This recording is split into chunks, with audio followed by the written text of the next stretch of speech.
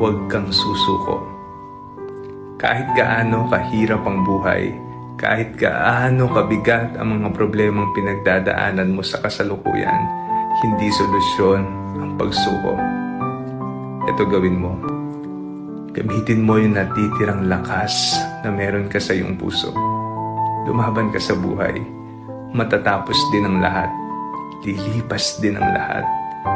Guys, samahan nyo nga akong i-voice over itong katigasan ng ulo ko. Nagpaulan nga ako kahapon kasi wala nga akong magawa sa buhay ko. Dahil bawal nga sa akin ang ulan, tinuloy ko pa rin magpaulan. So yun tuloy, linagnat nga siya. At nagkasakit nga ang person. Ang sakit-sakit nga ng ulo ko ngayon. Hindi nga ako makapag-work kasi dito lang ko sa bahay. Dahil may sakit nga tayo, linalagnat nga ang person. Nakaiga lang tayo for today's video habang nag-voice over para sa inyo. Maikli lang to mga guys. Nag-ikot-ikot na nga ako dito. Para nga ako ditong bata na nagtampisaw sa tubig ng ulan. Saan nyo na nga ito guys kung mapapanood nyo dahil nga struggle nga ako dito kahapon pa. Kaya ayan, nagtamang paulan-ulan nga ako. Kahit bawal talaga, nagpaulan ang person. Nga pala kay nanay, kung matigas ang ulo ko, nagpaulan ako dito.